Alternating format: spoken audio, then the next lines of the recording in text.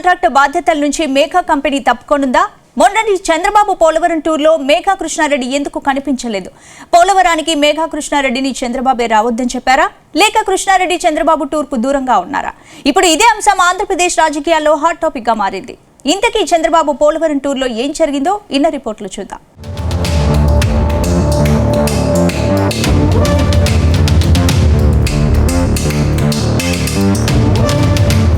పోలవరం ప్రాజెక్టుకు కష్టాలు తప్పడం లేదు. గత టీడీపీ ప్రభుత్వ హయాంలో పరుగులు పెట్టిన పోలవరం పనులు జగన్ ముఖ్యమంత్రి కాగానే నత్తనడకగా సాగాయి. దీంతో పోలవరం పనులు ఎప్పటి వరకు పూర్తవుతాయో తెలియని పరిస్థితి. కానీ ఏపీలో ప్రభుత్వం మారింది, కూటమి సర్కార్ కొలువుదీరింది.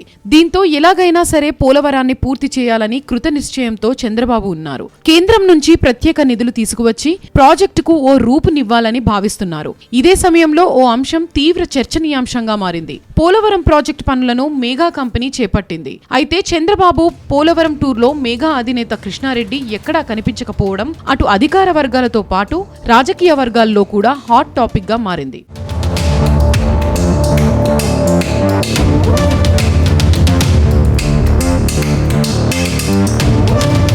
ఈ నెల 17న చంద్రబాబు పోలవరం ప్రాజెక్టును సందర్శించారు. ప్రత్యేక హెలికాప్టర్లో పోలవరం వద్దకు చేరుకున్నారు.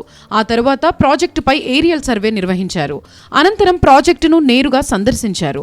ఆ తర్వాత పోలవరం ప్రాజెక్టు హిల్ వ్యూ నుంచి స్పిల్వేను పరిశీలించారు. సీఎంగా బాధ్యతలు తీసుకున్న 5వ రోజే ప్రాజెక్టును సీఎం చంద్రబాబు సందర్శించారు. అధికారులతో కలిసి ప్రాజెక్టు ప్రాంతంలో కలియదిరిగారు. Spillway, coffer dam, diaphragm wall పరిశీలించారు. ప్రాజెక్టు ప్రాంతాన్ని వ్యూ పాయింట్ నుంచి సీఎం సందర్శించారు. 22, 23 గేట్ల దగ్గర ప్రాజెక్టును చంద్రబాబు పరిశీలించారు. పోలవరం పనులు జరుగుతున్న తీరును అధికారులు సీఎం చంద్రబాబుకు వివరించారు. అనంతరం ఎడమగట్టు దగ్గర కుంగిన గైడ్ బండ్ ప్రాంతాన్ని సీఎం పరిశీలించారు.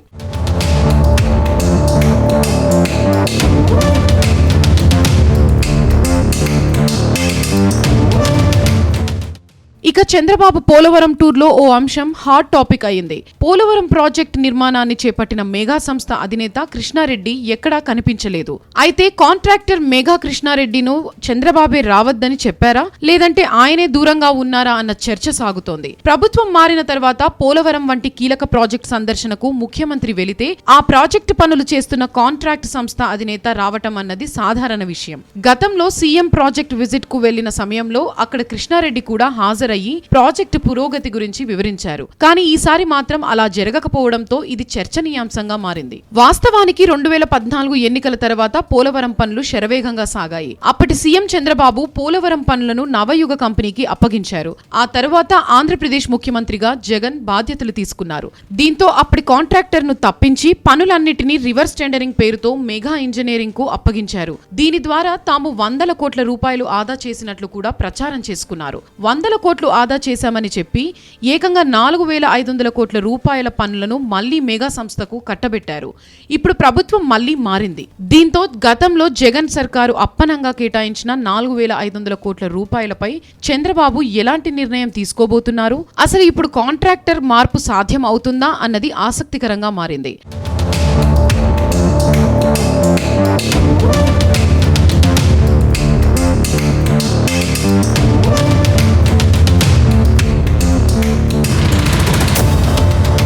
మొత్తంగా ఇప్పుడున్న పరిస్థితుల్లో పోలవరం ప్రాజెక్టు పనుల నుంచి మేఘాను తప్పించే అవకాశాలు లేనట్టు తెలుస్తోంది. అయితే పోలవరం పనులను పరుగులు పెట్టించాలంటే మాత్రం కొత్త సంస్థలను కూడా రంగంలోకి దించే యోచనలో చంద్రబాబు ఉన్నట్టు సమాచారం. మొత్తంగా ఈ విషయాలన్నీ తేలాలంటే మరికొద్ది రోజులు ఆగాల్సిందేనని నిపుణులు అభిప్రాయపడుతున్నారు.